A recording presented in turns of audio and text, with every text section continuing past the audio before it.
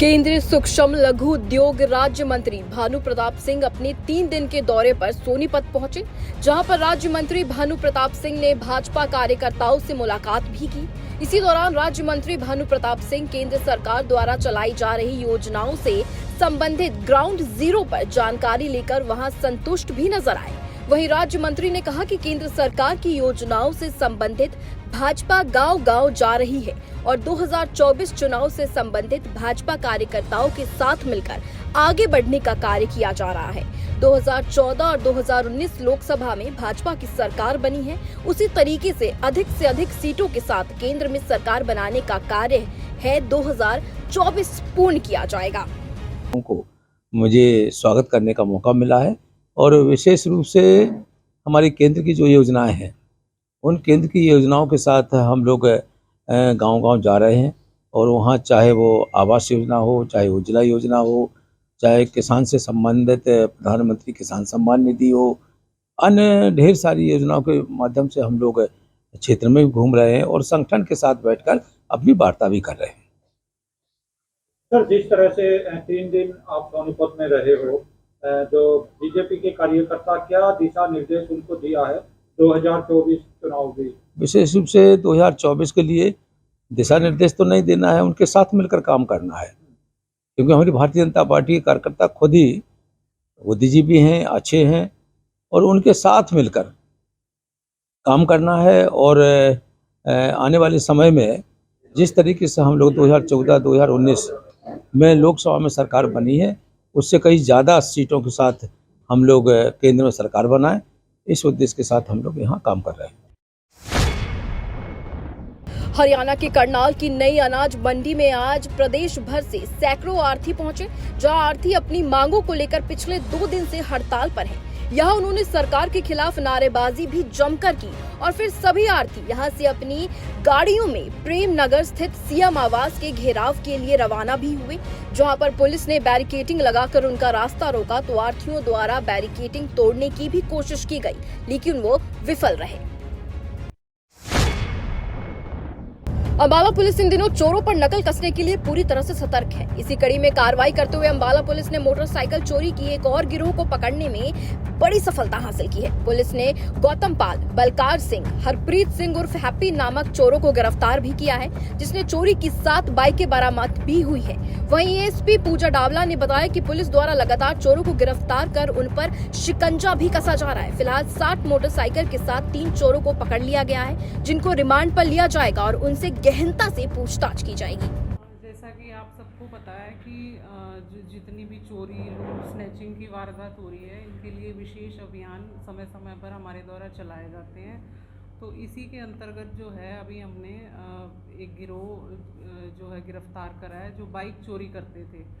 तो हमारे जो बलदेव नगर थाने में कुछ बाइक चोरी के मुकदमे दर्ज हुए थे, तो उसी के अंतर्गत हमने 17 सितंबर को है जो एक गौतम पाल निवासी दुर्गा नगर अंबाला शहर, सबसे पहले इसको हमने गिरफ्तार किया। इसको रिमांड पे लिया गया, पुलिस रिमांड पे है। जो इसने 2 अपने गिरोह के और सदस्यों के नाम बताए, जिनके नाम है बलकार सिंह उर्फ गोलू ये और हरप्रीत सिंह उर्फ हैप्पी, दोनों ही अंबाला शहर के निवासी हैं।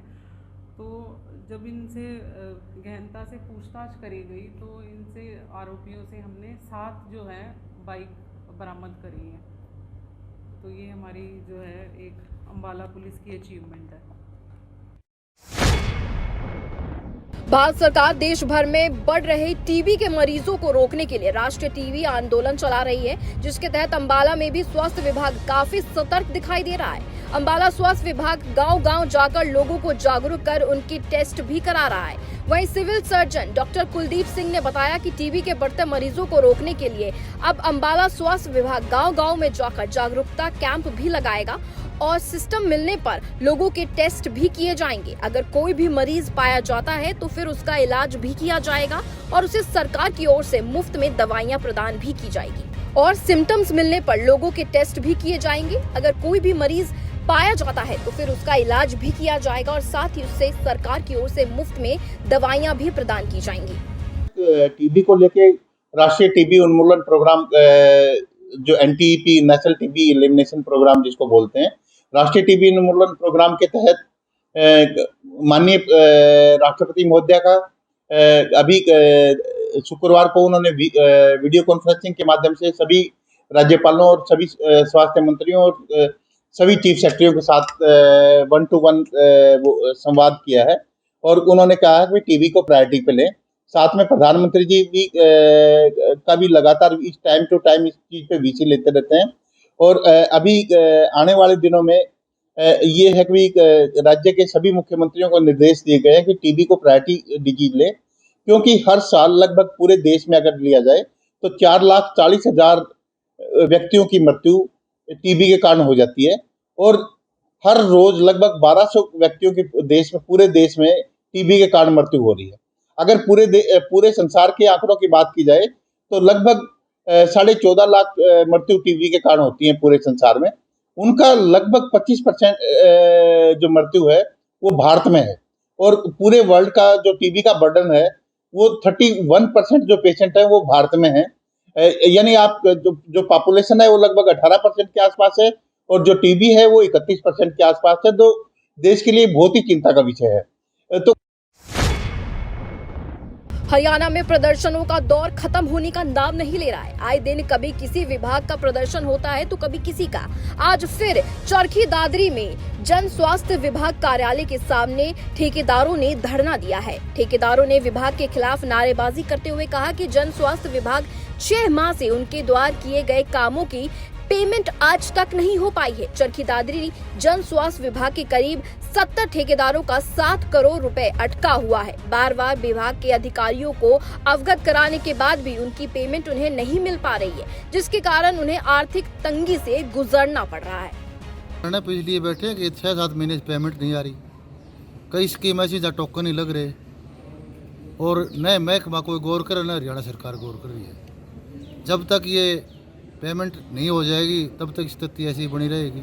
सभी हरियाणा में जितने भी ठेकेदार हैं सभी डिपार्टमेंटों में ऐसा ही हाल है और सब ने काम बंद कर रखे हैं, सब अपने विरोध कर रहे, सब हड़ताल में बैठे हैं। आज कुछ यहाँ से भिवानी हिसार से कॉन्ट्रैक्टर वहाँ चंडीगढ़ भी हेड ऑफिस गए हैं अपनी मांगों को रखने के लिए, हमारे इधर दादरी से भी गए हैं।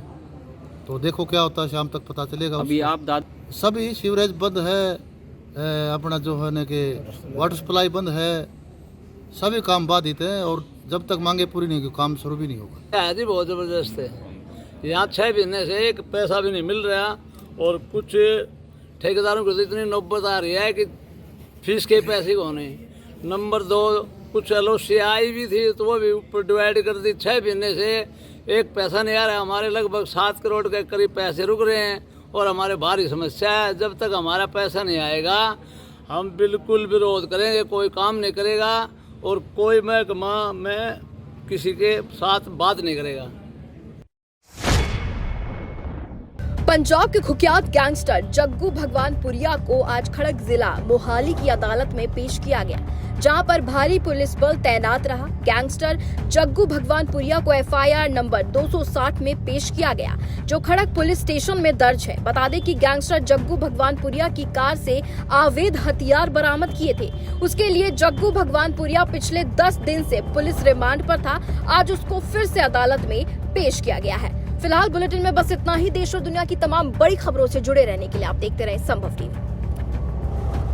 Number 262 dated 19/10/21 under section 387 506 IPC PS civil lines Amritsar city ਵਿਖੇ ਦਰਜ ਆ। ਉਹਦੇ ਵਿੱਚ ਜੋ ਕੰਪਲੇਨੈਂਟ ਹੈ ਡਾਕਟਰ ਅਸ਼ੋਕ ਮਹਾਜਨ, ਉਹਨਾਂ ਦੇ ਕੋਲੋਂ ਕੁਝ ਅਨਨੋਨ ਬੰਦਿਆਂ ਵੱਲੋਂ ਪੈਸੇ ਦੀ ਮੰਗ ਕੀਤੀ ਗਈ ਸੀ, ਫਰੌਤੀ ਦੀ ਮੰਗ ਕੀਤੀ ਗਈ ਸੀ ਔਰ ਦੌਰਾਨੇ ਤਫਤੀਸ਼ ਜਗਦੀਪ ਸਿੰਘ ਜੱਗੂ ਉਹ ਨੋਮੀਨੇਟ ਹੋਇਆ ਆ ਔਰ ਅੱਜ ਅਸੀਂ ਮਾਨਯੋਗ ਅਦਾਲਤ ਵਿੱਚੋਂ ਉਹਦਾ ਟ੍ਰਾਂਜ਼ਿਟ ਰਿਮਾਂਡ ਲੈ ਕੇ ਅਸੀਂ ਅੰਮ੍ਰਿਤਸਰ ਉੱਥੇ ਅਦਾਲਤ ਵਿੱਚ ਪੇਸ਼ ਕਰਾਂਗੇ ਔਰ ਬਾਕੀ ਜੋ ਫਰਦਰ ਇਨਵੈਸਟੀਗੇਸ਼ਨ ਹੋਏਗੀ ਉਹ ਤੁਹਾਨੂੰ ਆਪਾਂ ਡਿਟੇਲ ਸ਼ੇਅਰ ਕਰ ਲਾਂਗੇ।